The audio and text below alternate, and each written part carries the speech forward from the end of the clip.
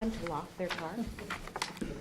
Some people believe that if they lock their cars, they're going to get their windows smashed. Oh. But that's really not what we have found at all. How If often there's- do we find that windows have been smashed in cars? and Very things? infrequently, very small percent. The only time that we find that windows are smashed is when there's something in view in the car, like a purse, a laptop, or something of value. So that's really the only, and it doesn't happen often. We've had a few at the YMCA, a few at the tennis club. Those are different groups of people that are doing the overnight stuff. I think what people should also understand is that because people are leaving their cars unlocked, it's inviting criminals to come into our town to seek them out. So if people lock their cars, we won't be a go-to town, right? And that's 100% correct. It's a conversation that I have at Fairfield County Chiefs meetings every month. We call it target hardening. Listen, honestly, we want them to go somewhere else, not to come to Darien. James Palmieri, one of our well-respected detectives, have said he's had these 16, 17-year-olds tell him personally, well, we come there because we know it's easy prey. And that's unfortunate. So we're trying to get the message out there to tell people, lock it up, and they won't come here. Okay. I had just two questions. One, I saw that the under domestic violence arrest versus non-arrests, it flipped quite a bit from last quarter. Is that due to the new protocol primarily? No, and we checked and double-checked that because it was unusual that we had a 0 for the quarter. Yeah. We had a number of, we classify domestics as simple domestics, where it's just an argument where there's no violence, and then domestic violence, where we're pretty much mandated to make an arrest. So all of our codes in the quarter were just domestic arguments, nothing violent. So I can't say that it has anything to do with the new protocols. Okay. That didn't take effect until January 1st anyway, Oh, with the okay. primary aggressor laws. And then the reason for moving away from your SIG hours to your Smith & Wessons? From the SIGs to the Smiths, Yeah. we did a lot of research on this with our firearms instructors, our armorers, our training officer. Many departments, including the FBI, are switching to the 9mm now. It has a lot to do with better accuracy during training. The 9mm are much more potent and than they were 20 years ago when departments had 9mm and went away from those. The rounds are more potent, but it has a lot to do with accuracy. And it takes less shots with a 9mm. And this Smith & Wesson gun that we tested is by far superior to any other gun that we tested. Because I know you went away from the Glocks a number of Yes, years ago. we did, right. Yeah. We tested the Glock 9, and we tested the Smith, we tested the Beretta. By far, everybody favored this Smith. Okay, thank you. Any other questions for Chief? Okay, thank you. Sure. Public Works, Ed.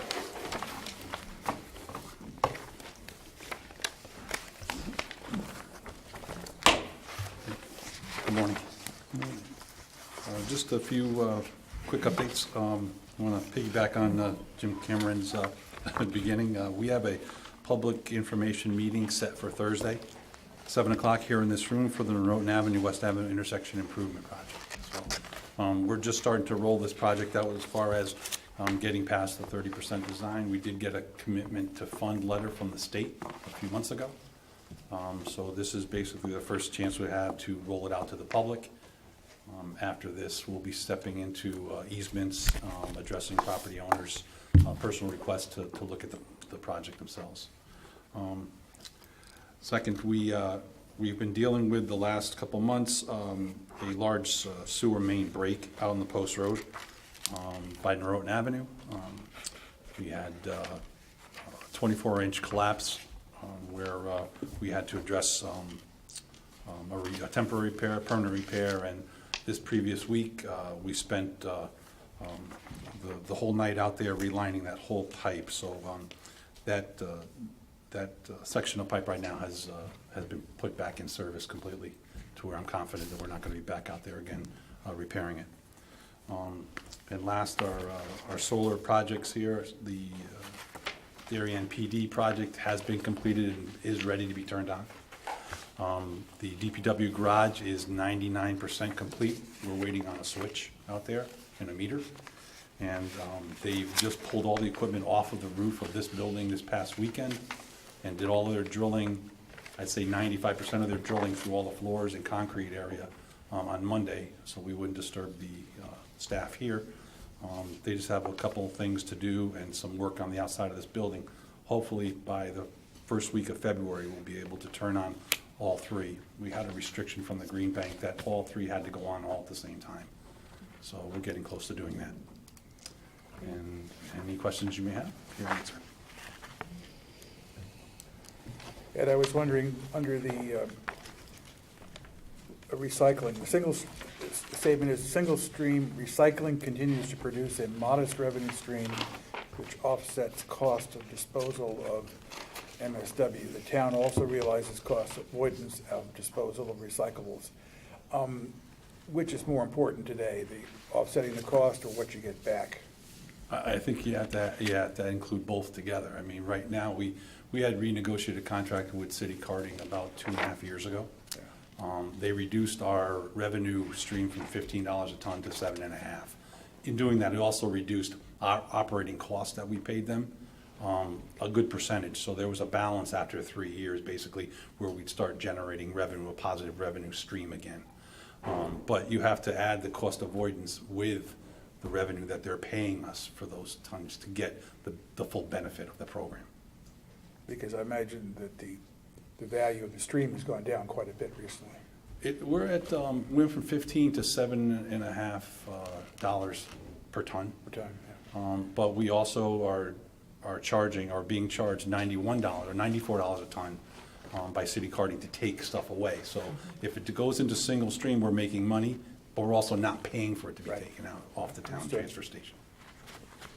Do you anticipate adding in your graph, the food scrap recycling, where that offsets? You know, we're seeing some good results. We saw some decent results over the holidays, Halloween, Christmas. There was more participation. We're still selling the kits out of the DPW office. I'd like to see a good 6 months, 9 months program to see where it's going. You tend to get a good spike and then it tends to drop off a little bit, but I don't believe Carolyn Bain's going to allow that to happen. She's been pushing very hard, and congrats to her. It's still ongoing. We're still getting people to come in.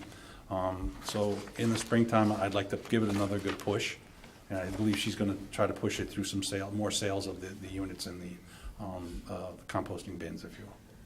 So to add it in there, not just yet, to answer your question. But there was a need to add more containers for collection. We're talking about purchasing another 200, correct? We're almost out of the ones we have. Do we anticipate needing more frequent pickup as well as we get to the warmer season? Well, right now, I would anticipate that answer to be yes, if we stick with the smaller bins up there, but I'd like to get to the bigger. We're at 32 gallons now. If we go to 64, then the frequency may not need to change. Okay. But they say during the summertime it does pick up. So we haven't seen that trend yet, but it's something we'll have to keep an eye on. And once again, they can purchase the kits through your office. They can purchase the kits for the food composting at the DPW office here at the town hall. Great. Ed, have you done a comprehensive analysis of the cost of the leaf collection program in terms of what we take in, what we have to pay to take out, sale of compost, et cetera?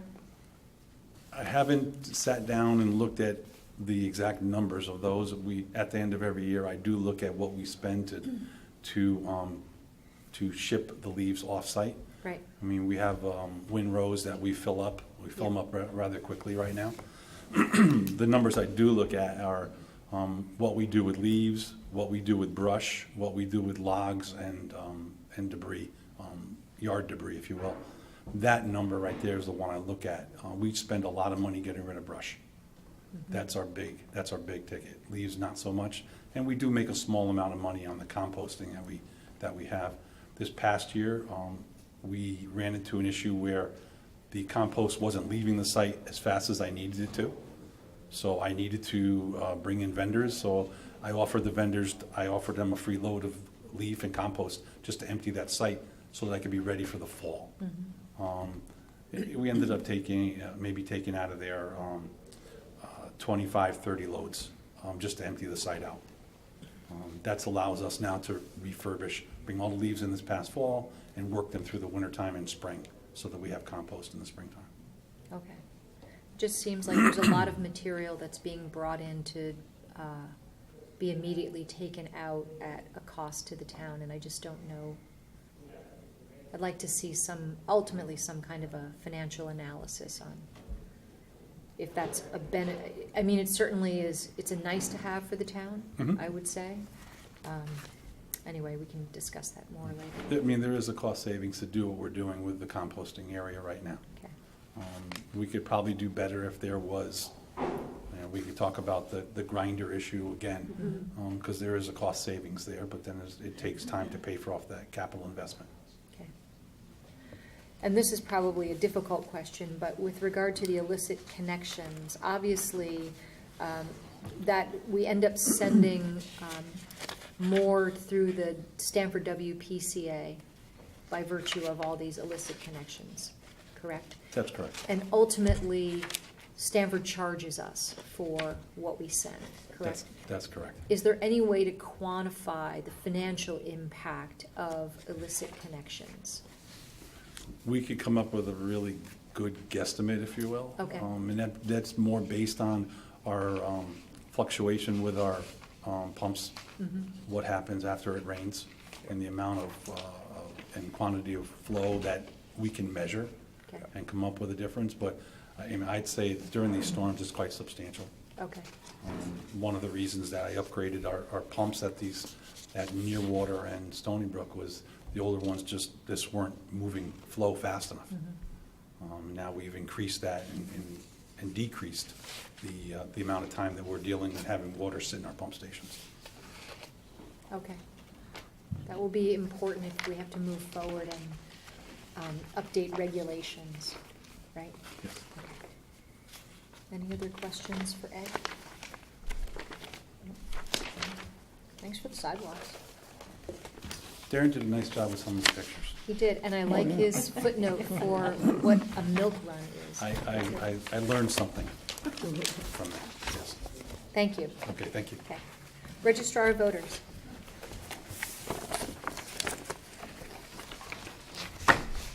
Good morning. Morning.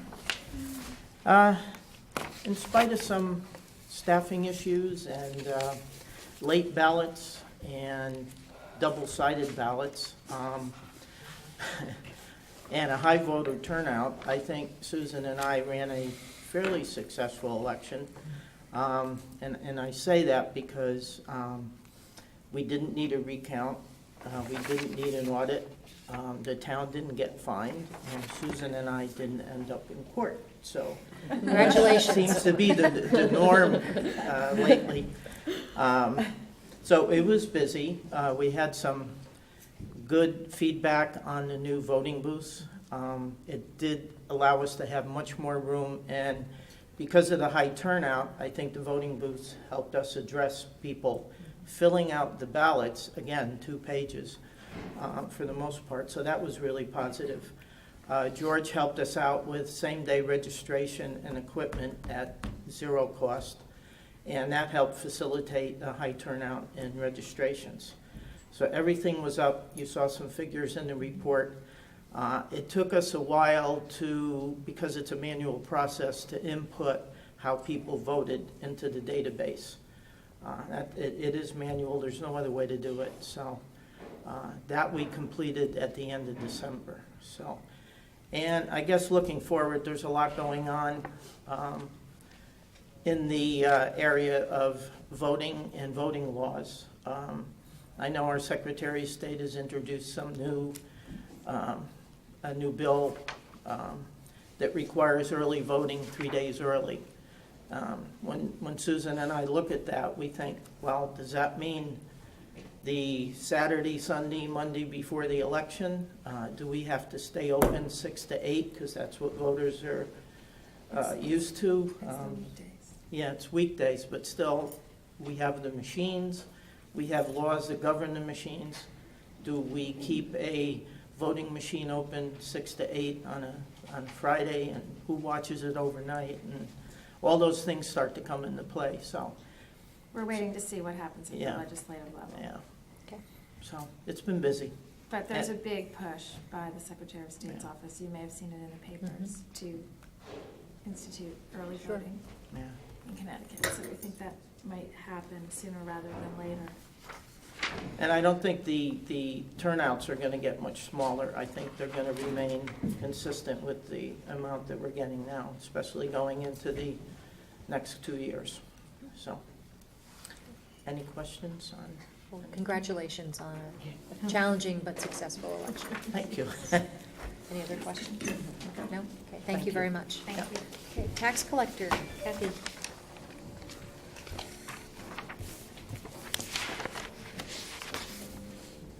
Good morning. Now, Kate, I'm going to make you a little happy.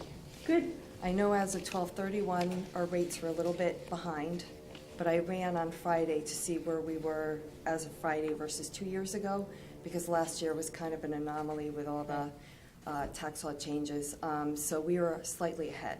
So I kind of feel like it's just a timing of payments. So I feel like we're fine. Maybe all those people who paid ahead in December of last year Or wait are, until January. yeah, wait until January to have to, Right. yeah. Yeah, it Okay. could be, so. And I know there was a question about Jen with the $22 million. Well, that's why it's the excess revenues, that if our tax collections were lower in December than we normally anticipated. Right, and I don't know how she's spreading that, so it would be hard for me to say Okay. how much of the tax revenues would be, impacting her number. But that's something I could follow up with her on. The only other highlight in the report would be that the tax payment history file is now on our website, so people can access that to look at the tax payments they made in calendar year 2018 for their tax returns. So I don't know if there's any questions. No, you answered our big question right up front. Okay. Thank you. Thank you. Okay, town clerk, Donna.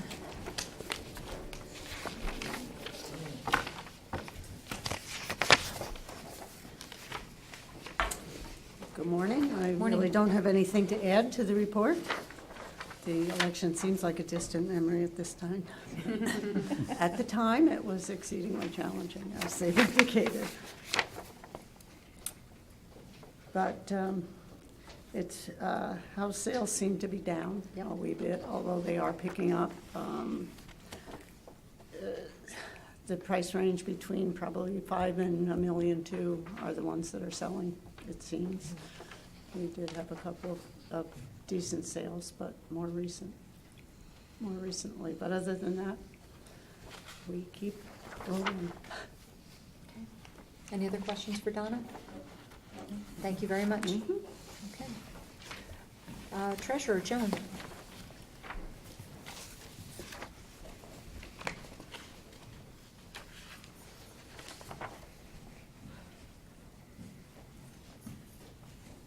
Morning. Morning. I have some new numbers for you that have come in since I wrote this. Our 5-month general fund is at 308,598, and our total town funds are at 411,726, and that's for 5 months. On another issue, Jamie, last time you asked me a question about how rates impact rates going up, so I tried to explain it in there. If anybody has any questions on it, it's rather complex. It seems like a simple concept to, when you hear it on TV and rates going up, but there are lots of factors that play into, how much we can earn from various banks. And if you want to test this individually, just go into a bank and ask to look at a CD sheet, and you will see various rates. It depends on the funding situation for each bank, as well as the collateralization and the reserves that are required by the size of that bank. So it's a little more complex than, as I said, the TV commentators make it seem. Thank you for the explanation. Any questions? Any questions for Joan? No, thank you very much, Joan. Thank you. Okay, and last but not least, Youth Commission. Alicia? The only thing that I'd like to add is kind of a qualitative versus quantitative. There are currently, I think, 16 kids that are on the youth commission. We have a youth advisory committee, and I think that it's one of my most favorite parts of the job is working with the young people, whether it's at the summer camp program or on the youth commission. They are engaged, they're energized, they are a lot of fun, they're a learning process, and they really, I believe, benefit from enhancing the community. And it's a tremendous delight for me, personally and professionally. And I think Mark can speak a little bit to it because he has helped over the years at one of our great family events, and I think you witness it. Yeah, there's a lot of energetic youth support at that event. Yep. The Tilly Pond yacht race. Yep. We're upgrading. Any questions? I'm happy to answer. Questions for Alicia? Thank you. Yeah, very busy. It's good. Thank you very much. Okay, thank you all very much. Have a great day. Channel 79 will just wait for a moment, and then we'll convene our Board of Selectmen meeting. So it's interesting. I wasn't going to say anything, but that big sewer break on the post road, it's very close to where we live. And I had no idea they had a big I was sewer off break. from, I said saw possibly the truck 9:30 there a a.m. lot, but it was- It's almost 10:30. This is a longer one for some reason. I feel like we matching up. Thank you. Got I the don't blue think we right deleted Blue, it. blue V-neck, That's it. Blue, The mic is on. With the striped shirt. with the striped shirt. That's right. And when I've got the stripes over here, we'll hit the blue and white stripe Thank you. team over here. Yeah, we're a little too close maybe, but can't be helped. Can't be helped. And Susan's wearing the blue as well today. It's like these guys are twinning. Oh. And I wore what was warm, although during the day I forget it's pretty warm in here. It's not as, at night It's I not as think worse it's in gotten this better. room, yeah. I think it's definitely gotten better. Okay, ready to go, Channel 79. I'd like to call this regular meeting of the Board of Selectmen for Tuesday, January 22nd to order. Please join me in the Pledge of Allegiance. I pledge allegiance to the flag of the United States of America and to the republic for which it stands, one nation, under God, indivisible, with liberty and justice for all. Thank you. Is there any public comment this morning? Seeing no public, move on to my first Selectmen's report, which is also brief. Winter has certainly arrived rather abruptly. If anyone you know is vulnerable to the cold weather, please either contact the First Selectman's office or our Human Service office for assistance, and hopefully we can help you. Tonight, the Darien Housing Authority is having a public hearing on the bonding for the redevelopment of Old Town Hall homes. That meeting will be held at the community room at the Heights at 7:30 p.m. In addition, Ed mentioned that on Thursday evening at 7, there's a public information meeting here in Town Hall, I believe at 7 p.m. for the Norotan and West Avenue intersection improvements, long-awaited project to help traffic and signal flow at that particular intersection. And that's really the beginning of intersection upgrade, longer-term projects that will include the intersection at Ledge and Norotan Avenue, as well as signal upgrades around the whole of the Norotan Heights commercial district associated with the redevelopments. On the 9th of January, Governor Lamont was sworn into office.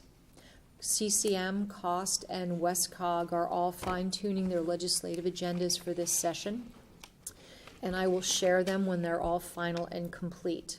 Stabilizing our long-term liabilities should be a priority for our legislators this year. And just a note, I think Congressman Himes was scheduled to have a town hall meeting here in Darien Town Hall this evening. That meeting has been canceled. Apparently, he must be back in Washington for the evening. That's it for me. We've been deep into the budget. We should have the printed copies arriving Thursday or Friday, and we'll distribute them, send them out to your home so that you'll have them over the weekend to review. If anybody wants, I know Pam, you want an electronic version. Does anybody else want it electronically in addition to the print copy? Yeah, sure. I would, give it a whirl. So everybody but Susan.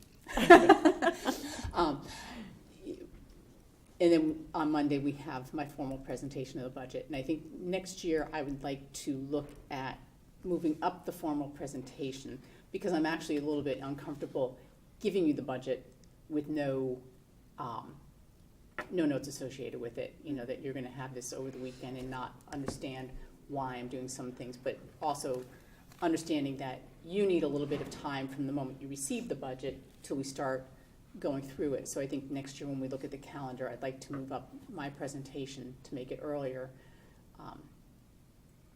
I think that So that makes you have good time, sense, yeah. and for all of us to be respectful of that fact, that, we should certainly aggregate our questions. Maybe even as you review it over the weekend, if there's something that's very significant for you, send it in an email to Kate so that she can be prepared.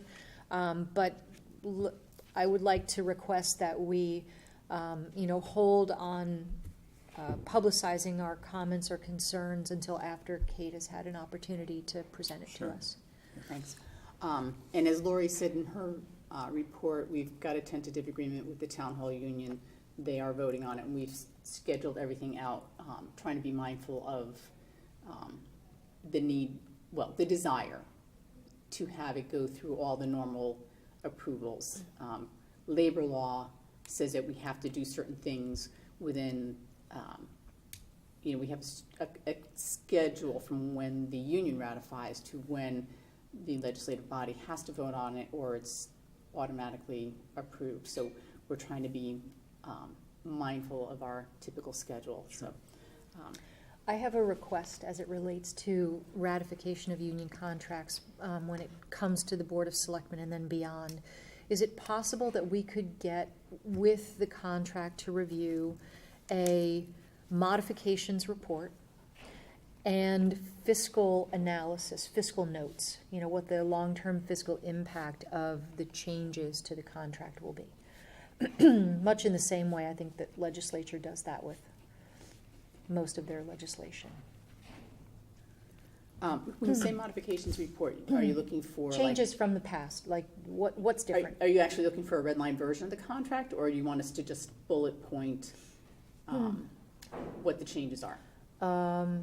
A red line version of the contract actually would be ideal, Okay. I think. I don't know how you all feel about that. Because usually the report, the memo that we prepare, or Lori prepares, gives you the highlights, the Okay. significant changes. Yep, okay. There may be some things in there that, we don't consider significant, so we don't tell you about language changes. Like, one of the contracts required us to have a reopener if the Cadillac tax went into effect. Mhm. We're taking that out because it's no longer necessary. But do you really need to have, But we can make a red line version available. Great, That's, okay. Okay. Anything it. else, Kate? No, that's Okay. it. We don't have any other business this morning, although we have 3 sets of minutes. We have our special meeting minutes of January 7th. Entertain a motion to approve. Pam? Second. Kip? All those in favor? Great, thank you. We have our regular meeting minutes of January 7th. Excuse me, Yep, the special meeting of the 7th, yes. I don't believe you were there, Pam? Oh, you're For right. So, Can she not vote on them? I don't think Oh, I sorry. don't think it's appropriate, since she wasn't Okay, at the meeting, to actually about know that that. these minutes are I accurate. will move it. so Kip moves, I need a second. Second. Mark? Okay. All those in favor? 4 and 1 abstention. There's some conversation about that whether you can approve minutes if you weren't at a meeting, so I guess I'll have to look into that. Yeah, I think you That makes probably can, but, Yeah, It's cleaner. It's cleaner, yeah. Okay. Okay, regular meeting minutes of January 7th. So moved. I'll second. All those in favor? 4 with 1 abstention. Special meeting minutes of January 14th. This was our meeting to seat our building committee for Oxbridge. I'll move. Pam. Second. Mark. All those in favor? Great. Okay, thank you. And you'll notice in your packet, we've distributed a report on the town's participation in the Save the Sounds Unified Water Study. This is for your information and review only. We will have a presentation to the Board of Selectmen at a future meeting. Okay. Agenda review. Anybody? No? Okay, then I will entertain a motion to adjourn. Pam? May I have a second? Kip? All those in favor? Great.